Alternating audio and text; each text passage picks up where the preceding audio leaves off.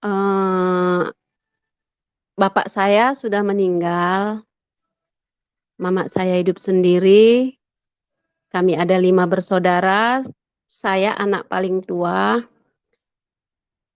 Eee, kalau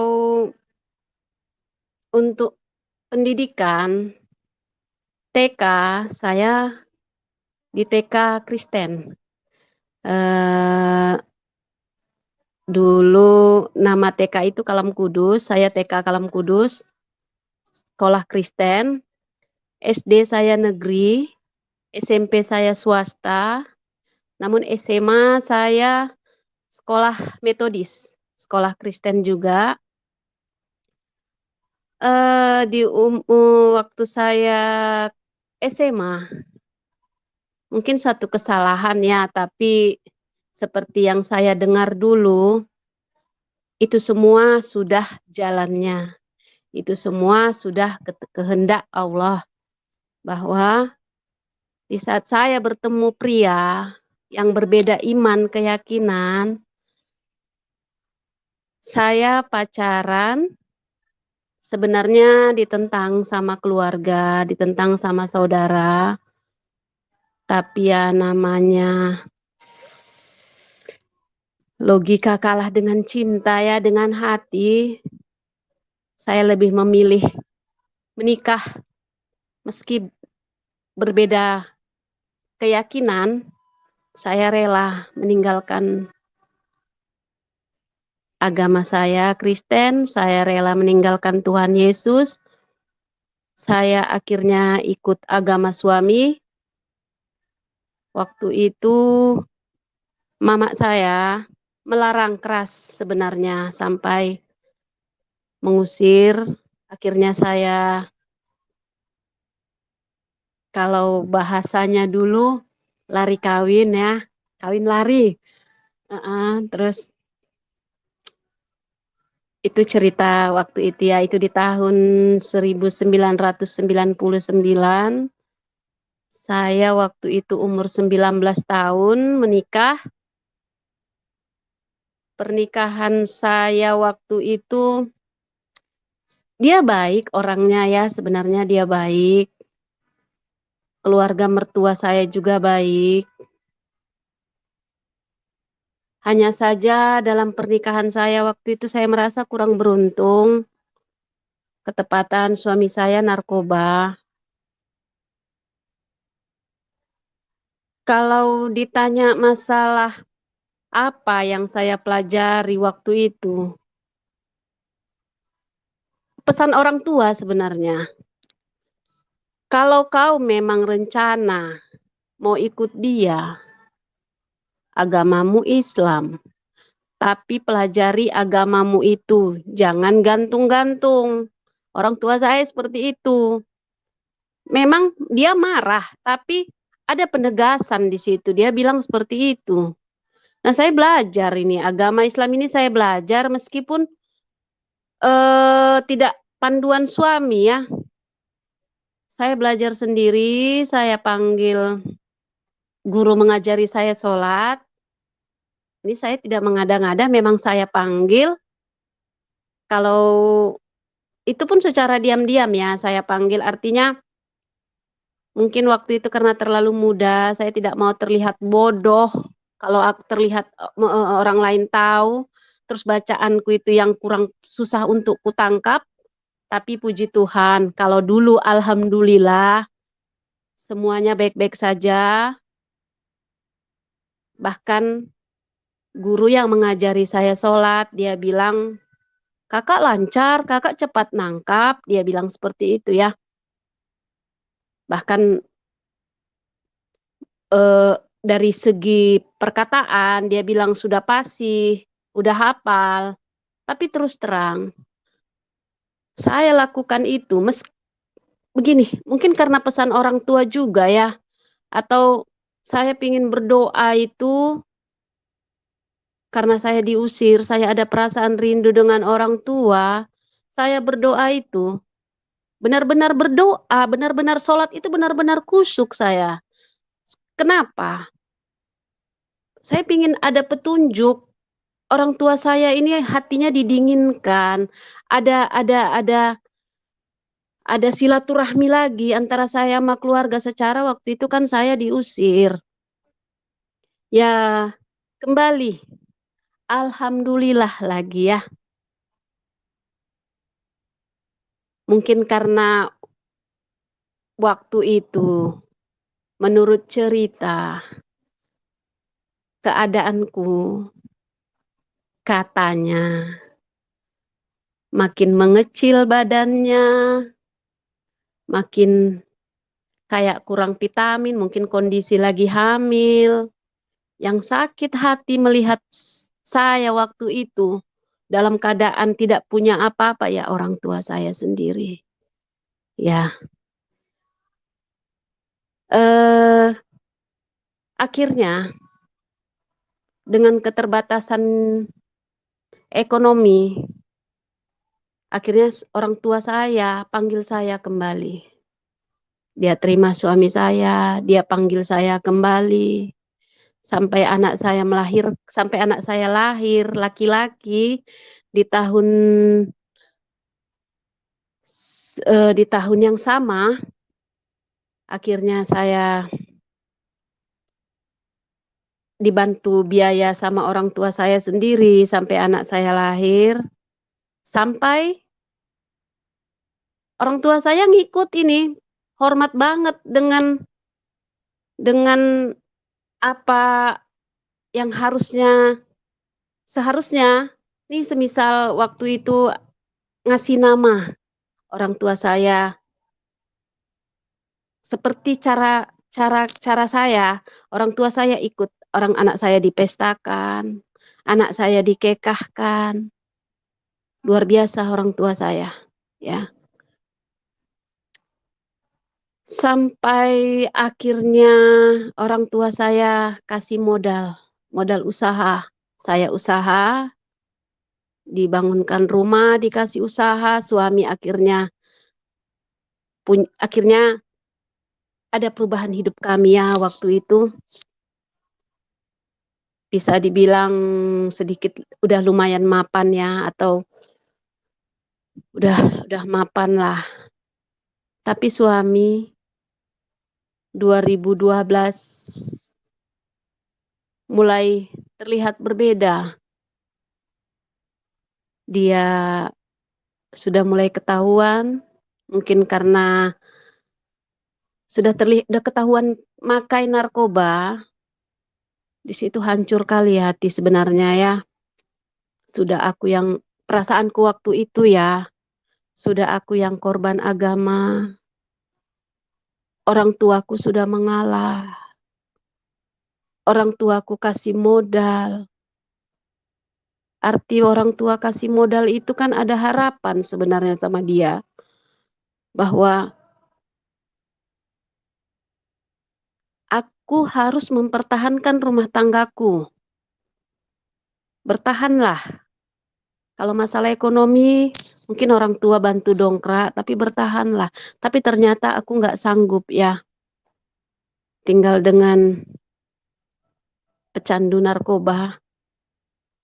Apalagi dia pemakai sabu. Pemakai sabu itu biayanya, yang pasti ekonomi waktu itu jadi terasa goyang. Uang masuk, tapi mau belanja kok susah ya. Seperti itu ya waktu itu ya. Terus di 2012, saya memutuskan bercerai. Meski kami sebenarnya pisah, hanya karena dia terima logika yang aku bilang. Aku sudah berkorban terlalu banyak. Nah, di saat seperti ini, aku harus berkorban lagi menerima pecandu. Masa aku yang harus berkorban terus? Terus, kalau kau sayang memang sama aku, kasih dong pengorbananmu. Pengorbanannya apa? Akhirnya dia mau menceraikan saya. Kami cerai talak 3, keputusan pengadilan agama. Akhirnya saya kembali dengan orang tua, ketepatan kondisi orang tua waktu itu dalam keadaan kesehatan kurang baik, akhirnya saya bantu orang tua kembali. Meski tidak sering, sekali 2 kali ya, tolong dicatat, ada keluarga besar saya, baik itu mama, adik-adik, saudara yang lain, "Kak, nggak kembali aja ke agama yang lama. Kau kan mu nggak ada imamnya, nggak ada yang membimbing." Tapi saya tidak mau, saya tidak mau. Saya tetap merasa Islam itu indah ya, saya merasa damai, sopan. Waktu itu saya merasa seperti itu. Nah, di 2012 itu, 2 tahun saya hidup sendiri,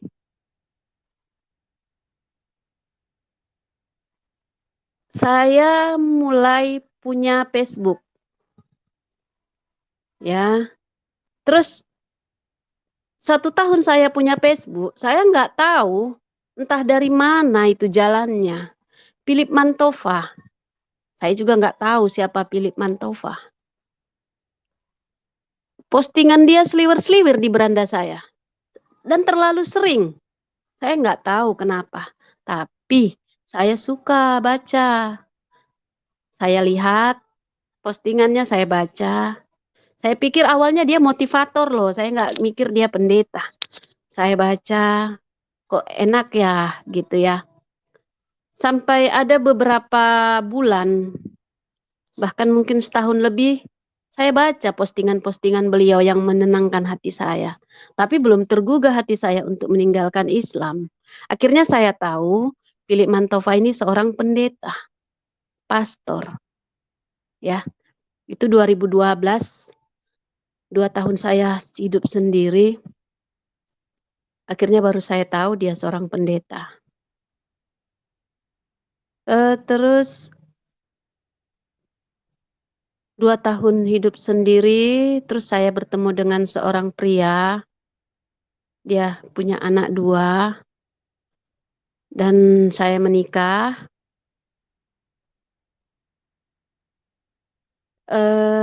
Terus anaknya yang perempuan ikut saya, yang laki-laki, yang nomor 2 ikut mamahnya. Terus terang, waktu itu ada permasalahan, bahkan berulang-ulang saya merasa bersalah, tapi keluarga dari suami saya mengatakan, "Semua baik-baik saja, tidak usah dipikirkan.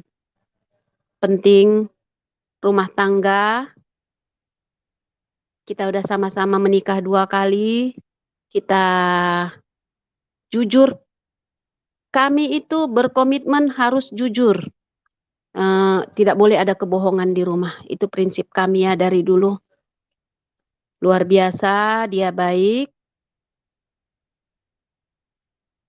Mmm, dia dibilang taat dalam beragama, juga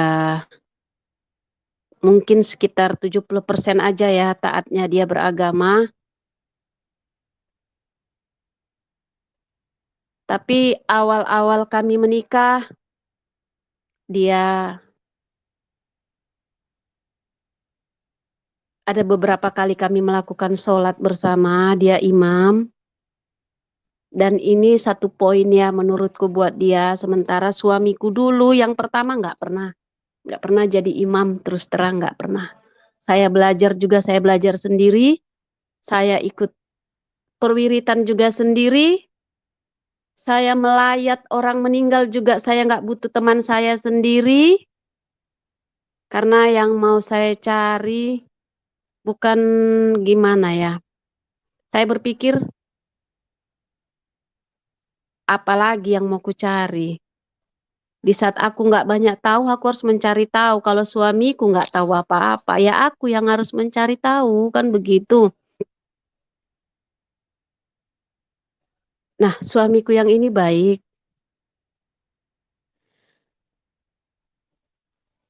Dan seperti biasa, dulu-dulu juga sampai aku ikut suami. Yang ini, yang kedua, tetap melakukan hal-hal yang sama, ikut perwiritan juga, meskipun kalau ikut perwiritan dulu-dulu ya, saya rajin. Tapi untuk belakangan ini, karena saya tinggal dengan orang tua, kadang-kadang ada keterbatasan waktu, kadang jamnya wirid saya udah harus pergi, belanja, jadi kadang terabaikan, kadang anak yang saya suruh ikut pergi, tapi saya tidak pernah, gimana ya, saya tidak pernah lupa mengingatkan anak untuk menggantikan saya. Saya nggak pernah lupa, saya selalu ingatkan. Masalah anak pergi apa enggak, itu di luar pengetahuan saya karena saya nggak di rumah. Saya pergi waktu itu mungkin kadang belanja ke Medan, kadang ada harus mengerjakan sesuatu seperti itu ya. Nah, di mana? Sebenarnya kalau ditanya lagi soal kepercayaan iman saya di Islam, saya bangga loh, luar biasa bangga. Bahkan bertamu ke rumah adikku aja yang mereka taat ibadah, nggak mempan loh rayuan tindakan mereka itu nggak mempan loh sama saya. Sama sekali nggak mempan mereka ibadah, mereka berdoa, mau pagi, mau malam, nggak mempan sama saya. Saya tetap dengan iman Islam saya. Saya bangga, kenapa? Waktu itu masih saling menghormati menurut saya orang lain ya. Bahkan keluarga saya juga sangat menghormati saya. Cukup mereka sekali dua kali mengatakan ajakan waktu itu, selebihnya itu mereka tidak mau. Bahkan mereka lebih menghormati dalam hal apa? Nih, misal nih, kami ini kan serumah. Dalam hal makan, ada acara nih, mau makan enak. Dalam hal makan ayam, mau potong ayam, orang tua saya tidak mau motong sendiri. Dia suruh suami, kalau suami tidak ada, sekalian ayamnya dibawa ke tempat tukang ayam, biar tukang ayam yang potong. Karena mereka nggak mau, mereka takut dosa. Karena mereka tahu Islam tidak bisa memakan ayam yang dipotong gitu saja, itu tidak bisa. Jadi orang tua saya benar-benar menghormati, keluarga saya benar-benar menghormati ya. Jadi mulai goyangnya iman Islam saya itu waktu Ahok. Mungkin tidak masuk akal ya menurut orang, hanya seperti itu kok iman goyang, nggak masuk akal. Tapi ada poin-poin yang saya ambil. Ahok itu menurutku tidak salah, dan bukan hanya menurutku, ada beberapa pakar, beberapa ulama mengatakan tidak salah. Tapi yang bikin mengerikan waktu itu, buatku sendiri, ada demo berkumpul rame-rame. Mereka itu orang-orang yang dulu aku pribadi, kalau bertemu dengan orang seperti itu, yang jubahnya seperti itu, luar biasa saya minder seperti ini, ciut. Karena saya merasa tidak ada apa-apanya. Pasti saya, Pak, Bu, saya selalu seperti itu. Saya merasa ciut, tidak ada apa-apanya. Nah, mereka demo beribu-ribu orang. Bahkan demo itu sampai ada istilah reuni, berjilid-jilid dan ada reuni lagi. Dan waktu itu mereka bilang Ahok harus dihukum. Padahal Ahok udah minta maaf loh ya. Tak adakah arti maaf? Kalau Ahok tidak dihukum, darahnya halal untuk dihabisi. Lemas saya, lemas.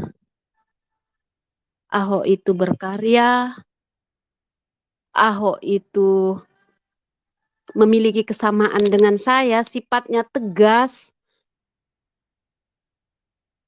agak sedikit tukang marahan. Itu saya pun seperti itu. Ya mungkin jiwa-jiwa pemimpin ada ya yang harusnya seperti itu. Dan saya seperti itu. Nah, saya terus ambil ke diri saya. Kalau aku pun ada berbuat kesalahan, terus karena orang tidak suka dengan kekasaran-kekasaran saya yang lalu-lalu, terus saya minta maaf, terus dihukum, dan dikatakan, saya terus bawa ke diri, ya ampun, Ahok punya keluarga loh, Ahok punya anak loh, dia belum menista terlalu dalam loh. Tapi kok segitunya ya? Takut saya mendengar takut. Tapi iman saya di situ udah mulai goyang. Terus terang, rasa damai saya rasa sudah tidak ada. Darah loh halal untuk ditumpahkan, untuk dihabisi darah. Darah itu nyawa, saudara. Itu mengerikan buat saya, terus terang. Tambah lagi, ada beberapa ulama berkata, haram ucapkan Natal. Haram. Haram begini, haram begitu. Nah, aku dihidupi sama orang tuaku yang berbeda agama denganku. Tadi aku merasa damai, Islam itu indah. Tiba-tiba mengapa hal seperti ini yang aku lihat? Orang yang aku hormati, yang tadi aku bilang kalau jumpa dengan mereka aku ciut seperti ini, seperti tidak ada siapa, tidak ada apa-apanya aku ini. Merasa mereka itu sudah orang-orang yang tahu semua tentang agama. Menurut saya dulu seperti itu ya. Karena dalam Islam kita bisa lihat perbedaan orang. Kalau dia taat beragama, penampilannya seperti apa. Kalau tidak taat beragama, dia terlihat juga seperti apa, gitu ya. Jadi saya begitu hormat dengan mereka.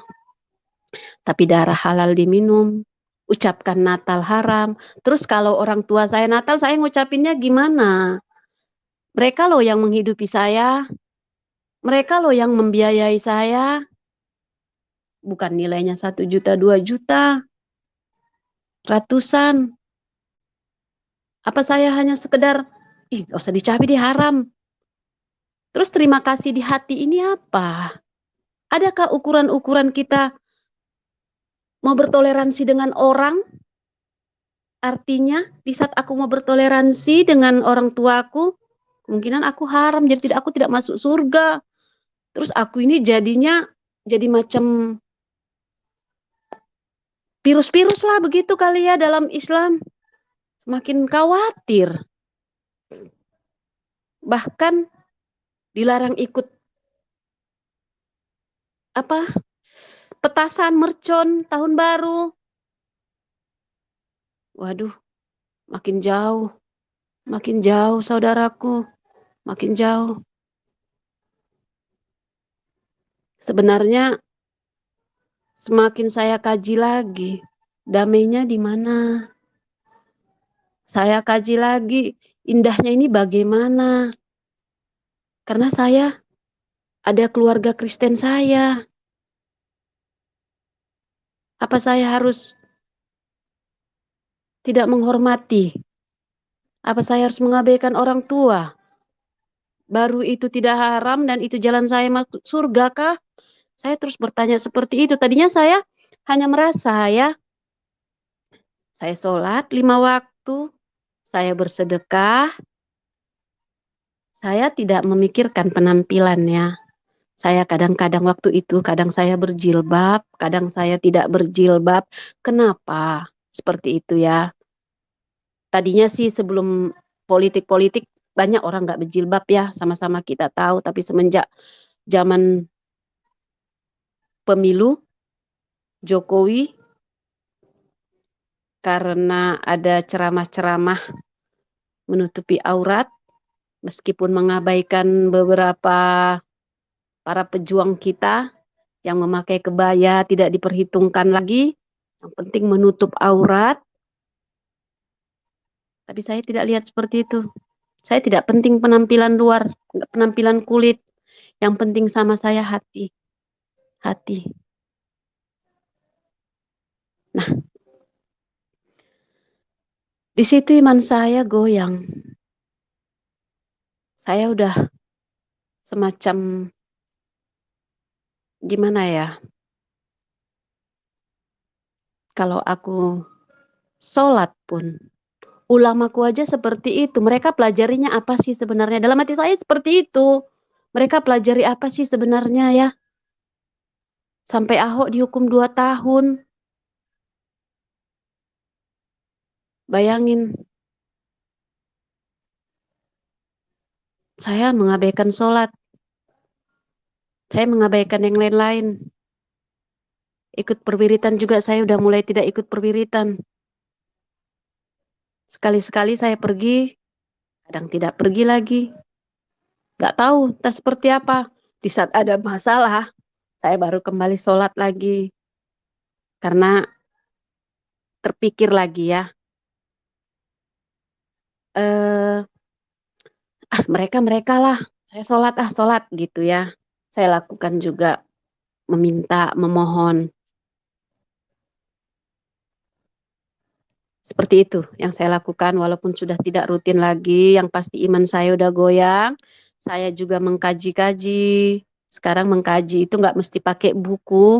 Dari handphone juga kita sudah banyak berita. Bahkan bukan hanya berita-berita dari dalam negeri. Dari luar negeri juga kita bisa tahu melalui handphone. Semua saya pelajari di situ. Semakin goyang iman saya. Tapi goyang pun iman saya. Dia sekedar goyang. Tidak punya pilihan mau kembali ke agama orang tua. Tidak punya pilihan. Saya masih tetap mencari. Nah, di samping goyangnya iman saya punya masalah. Saya hadapi masalah kedua kali. Dengan anak saya, kasus narkoba juga. Umur 20 tahun. Anakku ya, yang paling besar, laki-laki. Di umurnya 20 tahun, saya dapati dia juga pemakai narkoba.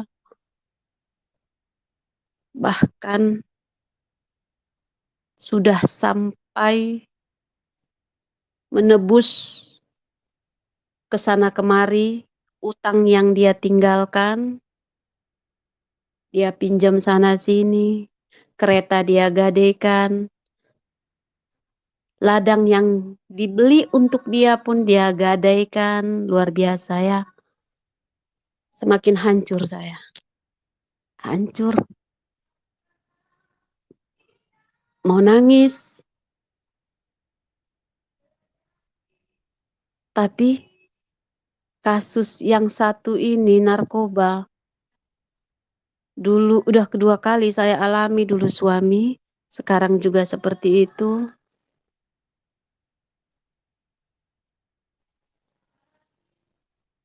Tidak ada kayaknya jalan keluar.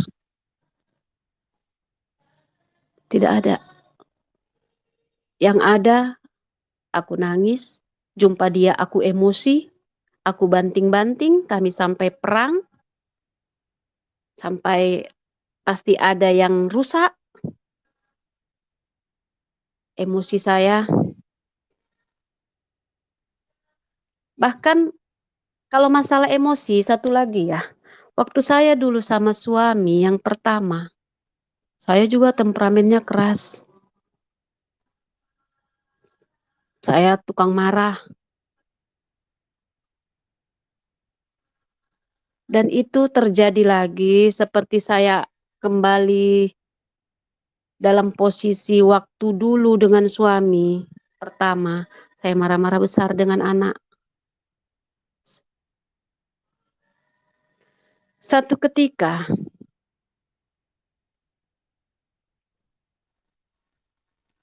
anak saya bilang,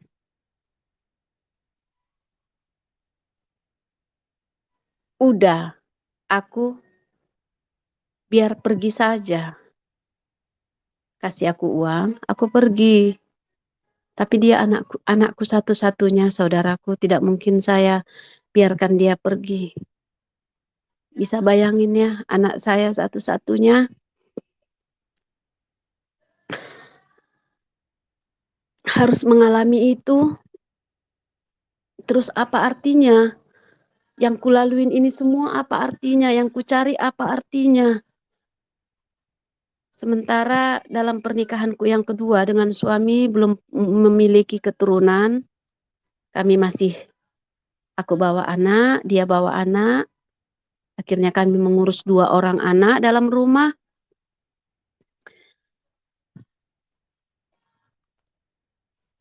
Tapi saya tetap sholat, saudaraku. Saya sholat. Saya nggak tahu mau meminta sama siapa. Tapi perbuatan anak saya, perlakuan anak saya tetap dengan hal-hal yang sama.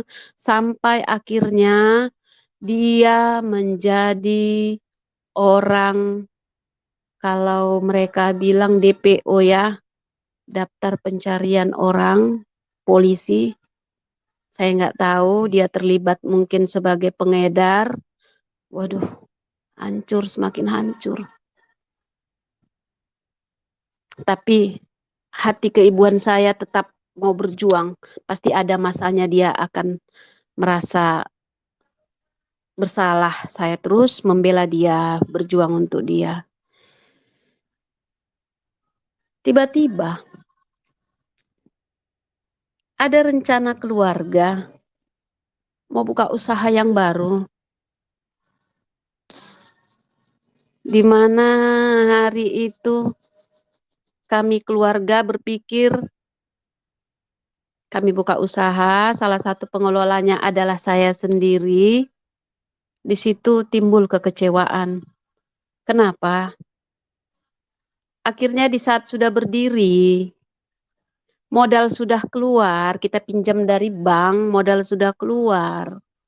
Tiba-tiba saya bukan sebagai pengelola. Saya ditempatkan di tempat toko yang lama, membantu orang tua, yang baru adik saya yang ngolah ya. Sudahlah tadi anakku bermasalah, pikiranku uring-uringan.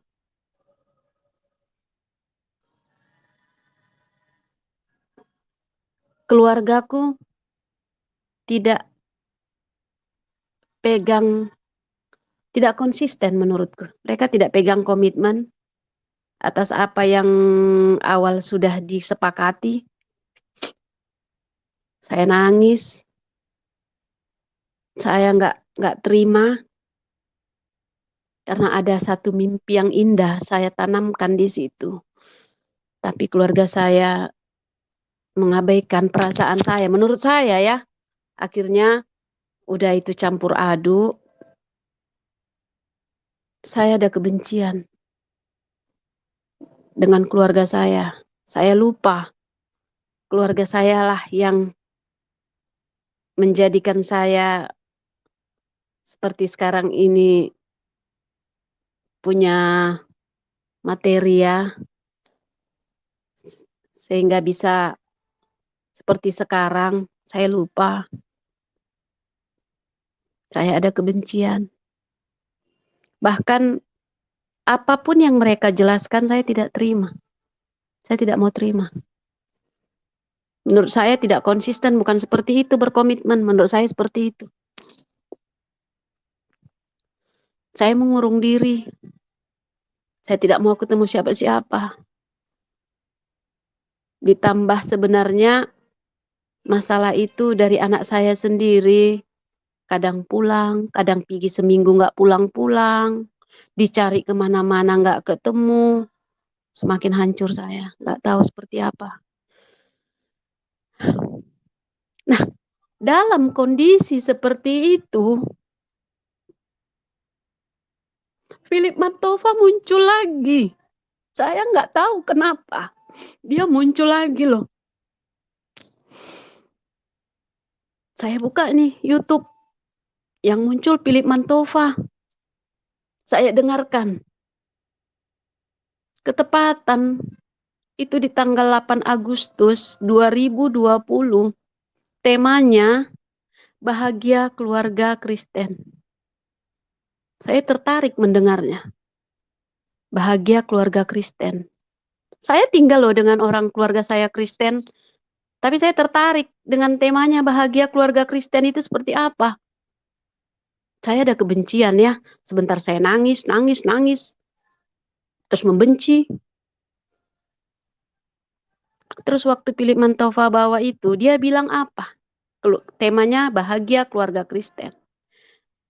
Bagi Anda yang menyaksikan ini sendiri, anggap kami keluarga rohanimu, keluarga dalam Kristus. Menetes air mata saya. Aku nggak hidup sendiri ternyata. Anggap kami keluarga rohanimu, keluarga dalam Kristus. Bahkan dalam khotbah yang dia bawakan, dia bilang membenci itu sulit.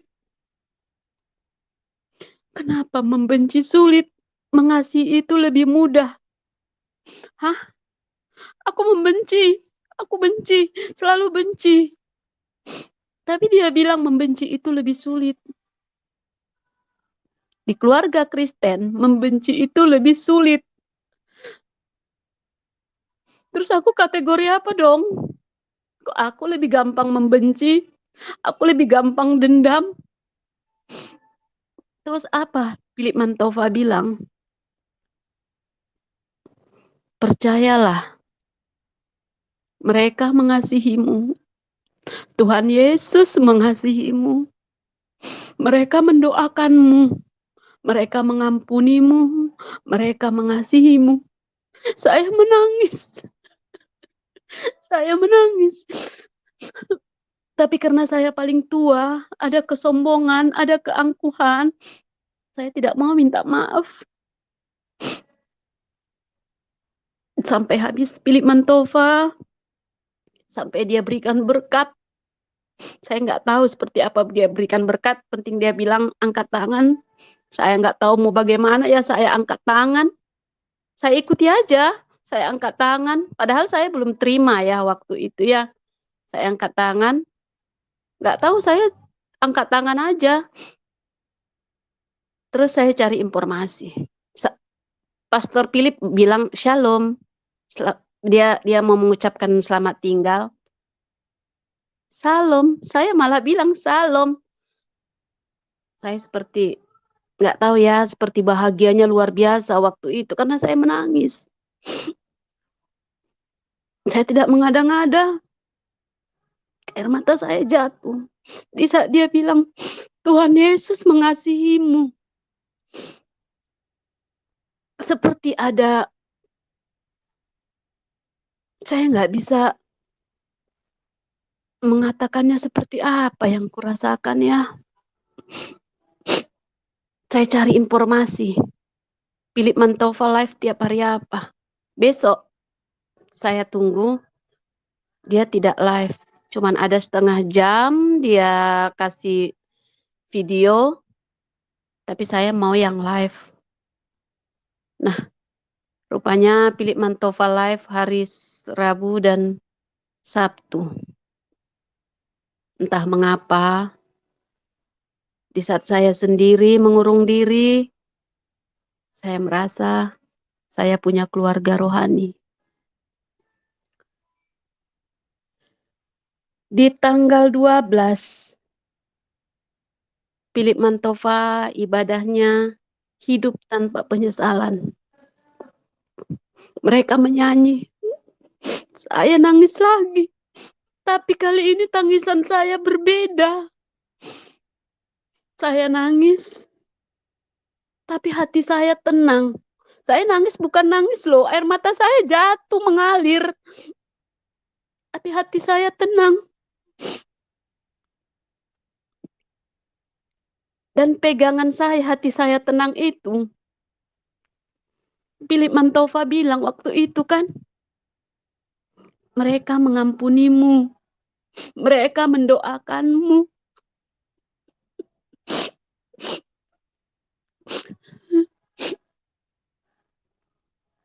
Dan kali ini temanya hidup tanpa penyesalan.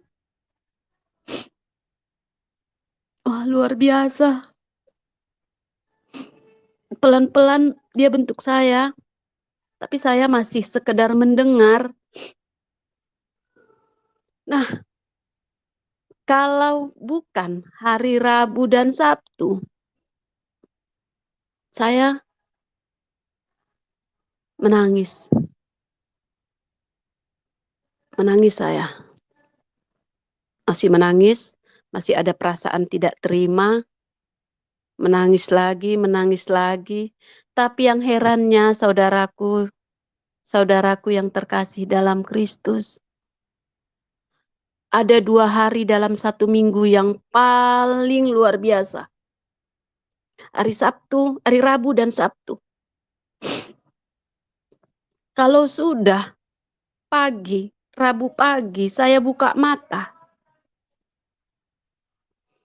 Di situ sukacita luar biasa, saya bahagia. Saya senang. Bahkan kalau udah sore, sekitar jam 6, saya sudah mandi. Padahal ini saya posisi masih ngurung diri ya. Saya belum terbuka dengan orang lain, dengan keluarga juga. Saya sudah mandi, sudah merapikan tempat saya mau tonton Philip Mantova. Karena saya pikir, ya, saya masih terbawa dengan suasana dulu. Di saat mau sholat, harus berwudu, kita bersih-bersih. Saya hanya berpikir untuk mandi, saya harus tampil rapi. Entah mengapa, saya nggak tahu yang dalam hati saya di situ saya mau bertemu dengan Tuhan. Tuhan mau datang, Tuhan mau berbicara dengan saya. Tuhan mau menyampaikan sesuatu. Waktu itu sih ya. Dan rasa senang itu nggak tahu, nggak bisa digambarkan. Saya senang. Tiap hari Rabu dan Sabtu saya senang. Saya udah mandi, sudah beres-beres, sudah bersihkan tempat untuk saya tonton. Bahkan Philip Mantova belum mulai, masih buku-buku ditampilkan di layar handphone saya. Saya nontonnya begini, melototi begini.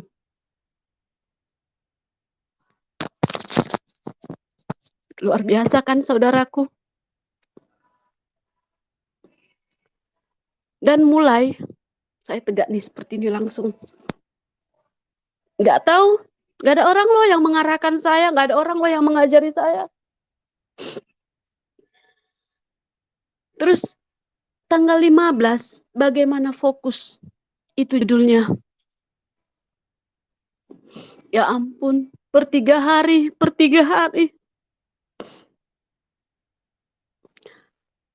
Saya waktu itu, ya, kenapa kepikiran tema-temanya itu bahagia keluarga Kristen, hidup tanpa penyesalan,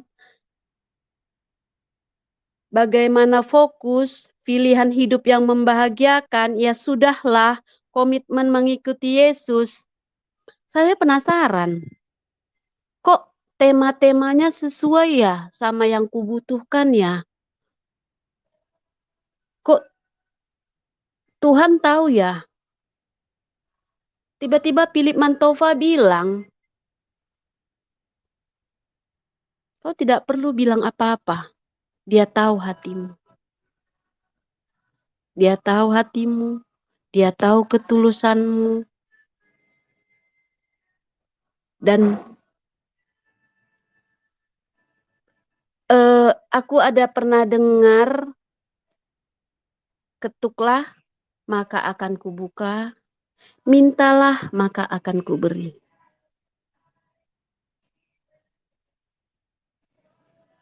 Itu dulu saya waktu masih jadi Kristen, itu pegangannya.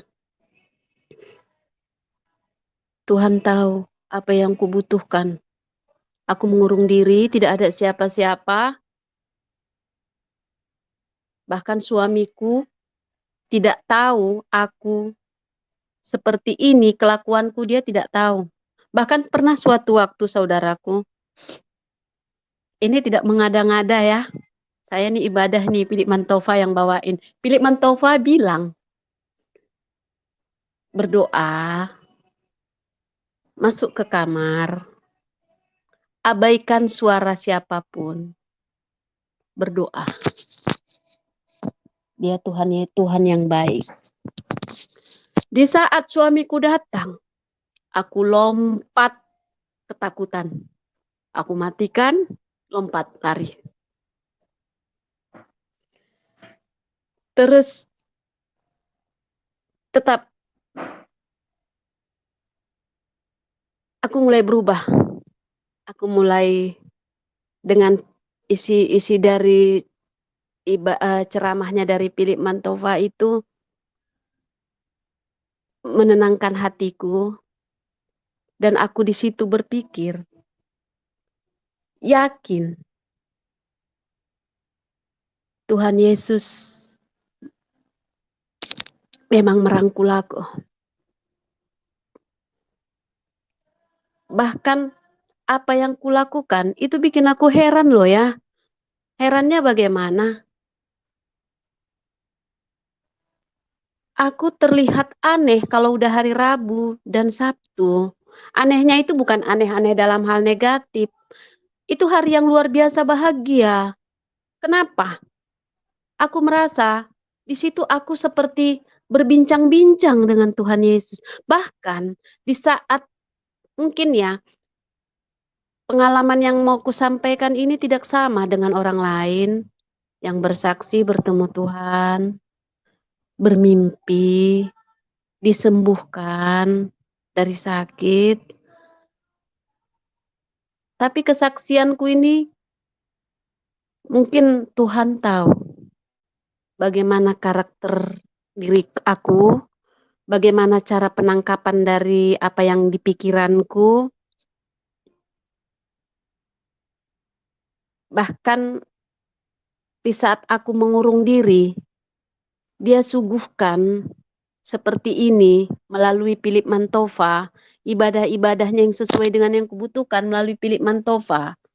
Bahkan Philip Mantova bilang apa? Sebelum dia tahu apa yang harus dia kasih, dia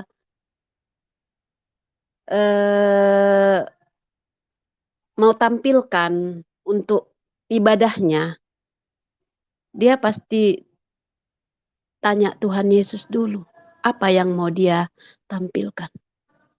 Dan aku percaya Tuhan Yesus yang baik sudah menyampaikan ke Philip Mantova, itulah yang disuguhkan untukmu. Sampai akhirnya di tanggal 12, temanya jalan sempit menuju glory. Tapi aku masih kebiasaan yang sama ya. Masih menunggu di tanggal Rabu dan Sabtu, kebahagiaan yang luar biasa, tidak ada yang lebih bahagia dari hari itu, saudaraku. Itu hari istimewa buatku sampai hari ini. Jalan sempit menuju glory. Akhirnya, di tanggal 12 September, aku memilih jalan sempit menuju glory. Dan di tanggal 15, di hari ulang tahunku yang ke 40, aku mengucapkan, Tuhan Yesus yang baik, aku menerimamu sebagai Tuhanku, aku menerimamu sebagai juru selamatku. Terima kasih ya Tuhan, terima kasih. Akhirnya aku memilih Tuhan Yesus sebagai Tuhanku.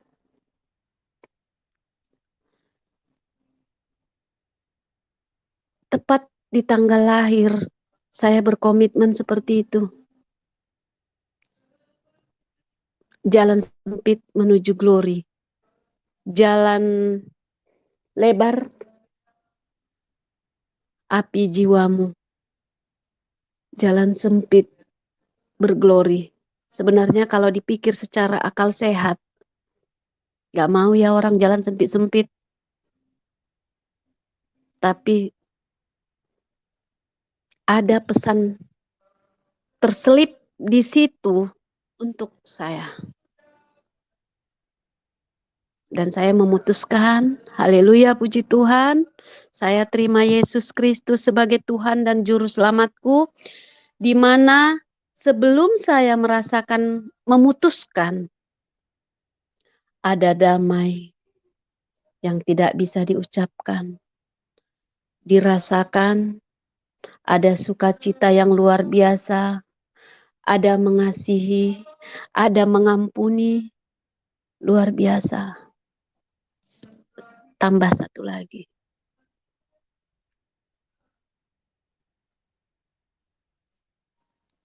Ada pengontrol emosi. Saya tukang emosi. Semenjak saya kenal Tuhan Yesus, emosi saya itu bukan saya buat-buat. Luar biasa saudaraku. Saya mulai membuka diri dengan orang lain.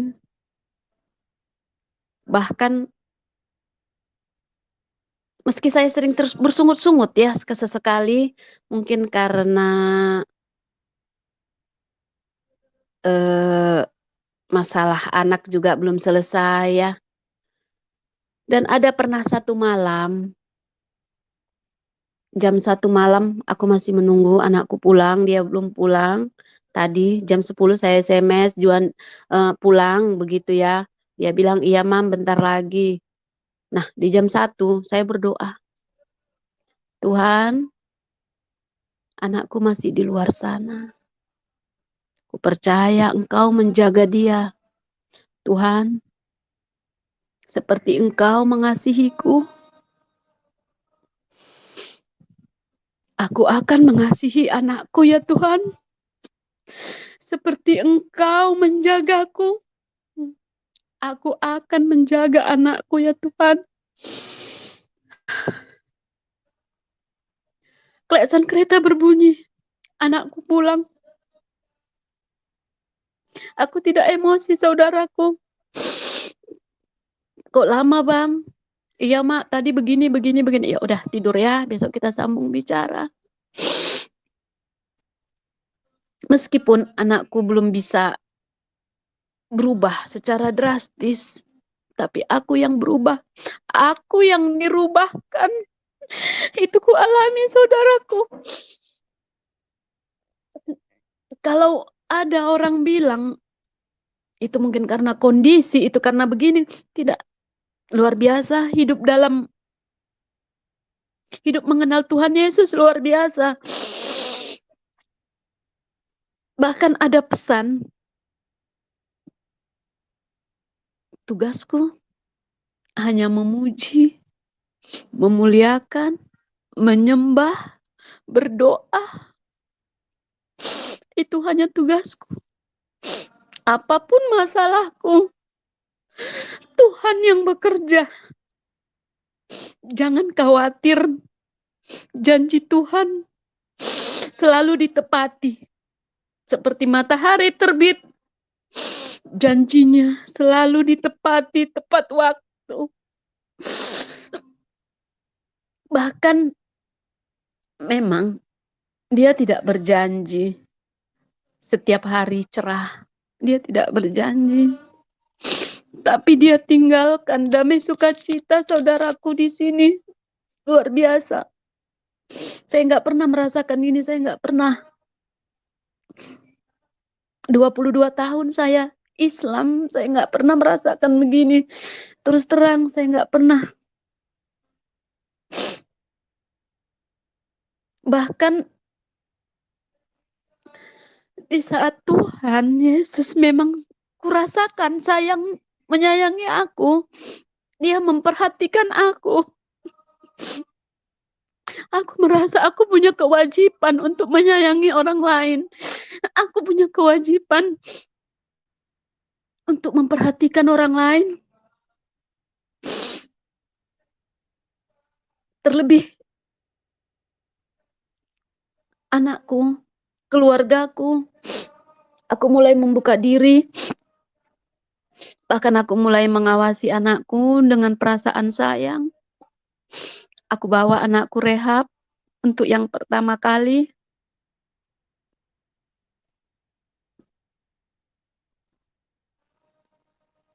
Dia pulih, tapi mengulang lagi.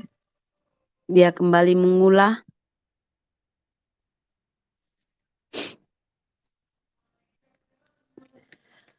Pernah dia curiga tentang imanku.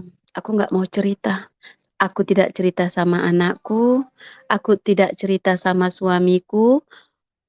Mamaku dan keempat saudaraku tidak tahu bahwa aku sudah menerima Tuhan Yesus, bahwa aku sering bercerita dengan Tuhan. Aku sering begini ya saudaraku. Mungkin aku waktu itu, maaf kalau salah, maaf ya. Tapi di saat Philip Mantova sudah selesai ibadah, saya begini dengan Tuhan bercerita. Tuhan, saya nggak tutup mata, saya ngomong aja. Tuhan, aku baru dengar Philip Mantova ibadah. Terima kasih. Tuhan, tapi ada beberapa masalahku belum selesai. Kalau benar, seperti Philip Mantova bilang, aku tidak perlu khawatir. Aku tidak akan khawatir. Aku akan lakukan, memuji memuliakanmu berdasarkan tuntunan Philip Mantova. Tapi bantu aku ya. Bagaimana caranya supaya anakku bisa kembali ke jalan yang lurus. Bantu aku ya. Aku selalu bilang begitu. Nah, mulai pertumbuhan iman dengan mengikuti Philip Mantova. Bahkan setelah saya menerima Tuhan Yesus, saya setiap jam 5 pagi, tidak tahu kenapa, tidak tahu ada apa, saya terbangun. Mata terbangun, pegang handphone, saya ketemu dengan saat teduh, We Forgot, dari yang dibawakan oleh, kalau sekarang saya tahu, belakangan ini saya tahu bahwa ibu itu istri dari Pak Yusuf. Hampir 5 bulan loh saya ikuti saat teduh bersama ibu itu.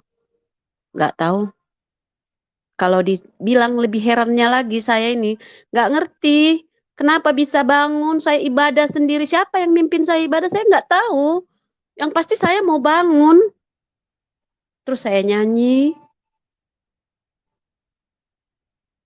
Bahkan mengulang. Seandainya ini saya ketiduran nih ya. Saya nggak suka mengulang. Saya suka pas live-nya itu, saya suka itu. Karena di situ ada pemberkatan menurut saya ya. Saya pasti bangun.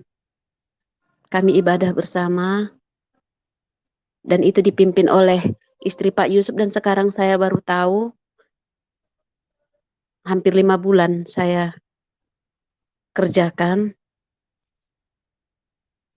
Dan kalau sore saya Philip Mantova tetap harus saya ikuti. Bahkan saudaraku yang berubah dari saya harus dengar lagu gereja. Saya nggak bisa nggak dengar lagu gereja. Terasa kosong. Dan di saat saya dengar lagu gereja, saya tahu harus melakukan apa. Saya bisa bekerja apa. Bahkan hati riang. Ada tenang. Hebatnya lagi, memuji, memuliakan Tuhan tidak punya batasan waktu. Sambil masak pun saya bisa nyanyi. Sambil cuci piring pun saya bisa nyanyi.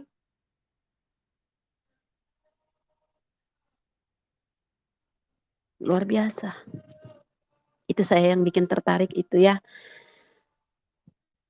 Terus di bulan 2,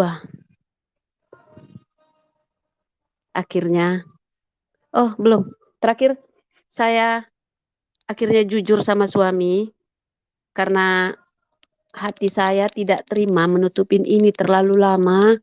Hati saya tidak terima karena menurut iman Kristen tidak boleh berbohong, tidak boleh menutupi apapun yang akan merusak hubungan.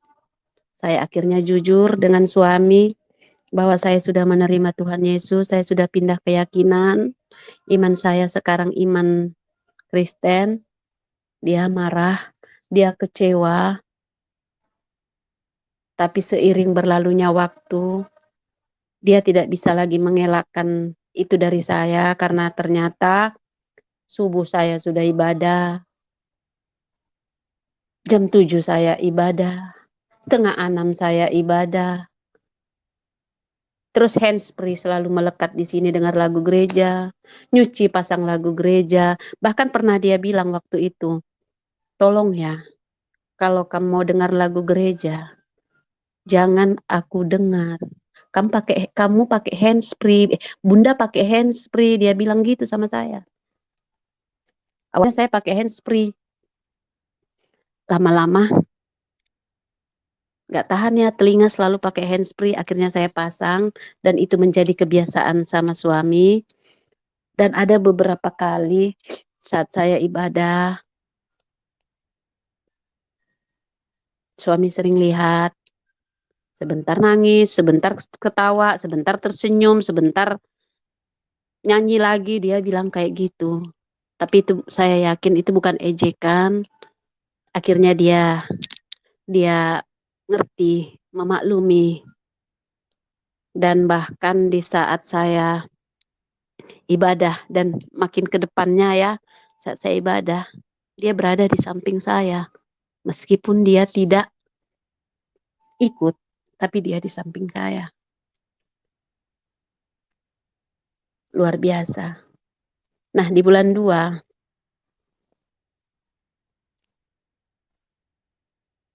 adik yang di bawahku dan keluargaku akhirnya tahu ya, aku itu sudah menerima Tuhan Yesus. Mereka bilang puji Tuhan. Mereka luar biasa bahagia. Termasuk adikku yang nomor 2 sampai meneteskan air mata. Tak henti-henti dia bilang puji Tuhan.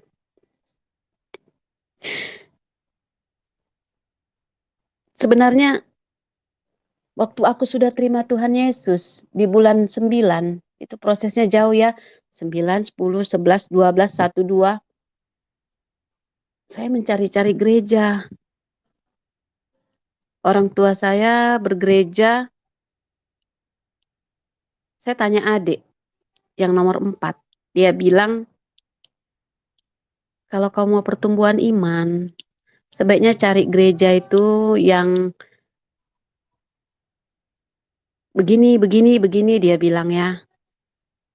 Terus saya mau mencari, tapi kok kaki masih maju mundur. Tapi hati ini pingin ke gereja. Kenapa? Karena ada pernah pendeta bilang, jangan sampai menyesal. Harus dibaptis. Kita tidak tahu usia, kita tidak tahu umur. Sementara saya sering bepergian ya. Sering pergi dalam 1 minggu itu, dalam 1 bulan adalah 4 kali pergi ke Medan belanja ya. Di situ saya punya rasa takut. Saya harus ke gereja.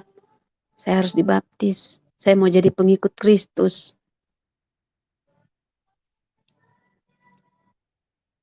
Akhirnya di saat adikku tahu aku sudah terima Tuhan Yesus. Pertama kali saya ke gereja dia ajak. Itu gereja mengadakan perjamuan kudus. Luar biasa. Adikku bilang, luar biasa Kak. Luar biasa penyertaan Tuhan. Tahu nggak apa yang saya rasakan waktu saya memijakkan gereja? Saya bicara sama Tuhan. Saya berkata-kata lagi, Tuhan, aku sampai di rumah-Mu. Terima kasih Tuhan. Kau masih menyertai aku. Kau selamatkan aku. Kau masih mencatat namaku. Itu yang ku pikirkan. Dan minggu berikutnya, begitu cepat prosesnya saudaraku.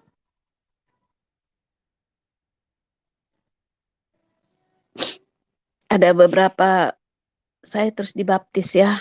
Saya dibaptis, ada perasaan luar biasa lagi. Begitu saya dibaptis, saya naik ke atas, perasaan luar biasa kembali kurasakan. Tadinya hanya seperti kata-kata mereka bilang, baptis ini kamu lahir baru, baptis ini mereka semua menerangkan ya. Tapi saya mengatakan, ya. Tapi luar biasa rasanya, saudaraku, luar biasa. Seperti aku meninggalkan hal-hal yang lama. Seperti aku ini sudah menjadi orang yang baru.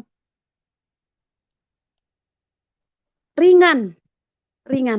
Tidak ada beban, ringan. Mungkin aku kurang pintar mengapresiasikan apa yang mau aku katakan, tapi luar biasa. Dan akhirnya anakku tahu, tadinya anakku nggak tahu apa-apa soal imanku, suamiku aja yang tahu. Akhirnya anakku tahu, dia marah, dia keberatan. Aku tidak kasih penjelasan. Cuman aku menyayangi dia, karena aku sudah berjanji. Aku akan menyayangi dia seperti Tuhan Yesus menyayangi aku. Walaupun anakku waktu itu sudah terdaftar sebagai DPO, anakku tidak ketangkap ya. Akhirnya anakku tahu aku terima Tuhan Yesus. Dan aku menemukan tempat kembali untuk memasukkan anakku rehab. Ya, anakku 1, Bapak Ibu, saudaraku. Jadi aku harus berjuang untuk dia. Aku rehab. Dia sekarang direhab di Semarang. Dan entah mengapa, saya tidak pernah loh menceritakan tentang iman Kristen saya sama dia, tidak. Hanya saja ada pernah beberapa kali dia lihat saya ibadah bersama adik. Bahkan pernah dia antar saya gereja, karena dia bisa nyetir ya. Dia antar saya ke gereja, saya ajak masuk, dia bilang, dia marah, ada aja mama ini. Dia bilang begitu ya. Akhirnya saya masuk, dia pergi, dan saya bawa dia rehab. Puji Tuhan, di bulan April semalam, 2021 bulan April, saya dapat kabar bahwa Juandi, anak saya, menerima Tuhan Yesus sebagai Tuhan dan Juru Selamat. Dan dia minta dibaptis. Haleluya, puji Tuhan. Janji Tuhan ditepati, saudaraku. Kembali dia menepati janji. Satu orang bertobat, seisi rumah dia selamatkan. Haleluya, puji Tuhan.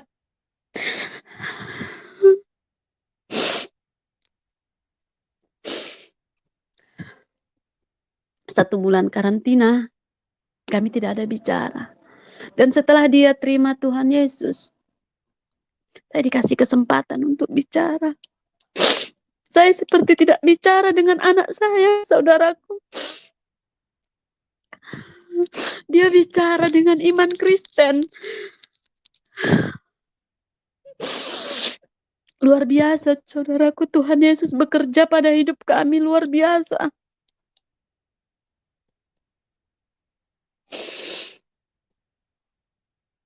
Bahkan pernah satu waktu,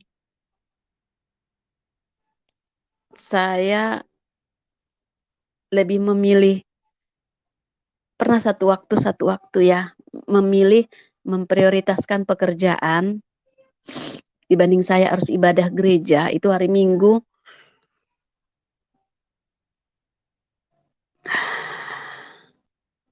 Saya pesan Gojek. Tahu nggak, saudaraku, apa yang terjadi waktu saya pesan Gojek untuk pergi ke pusat belanja? Di pilihan tempat untuk dituju yang paling atas adalah gereja tempat saya ibadah di Medan, rumah persembahan GBI.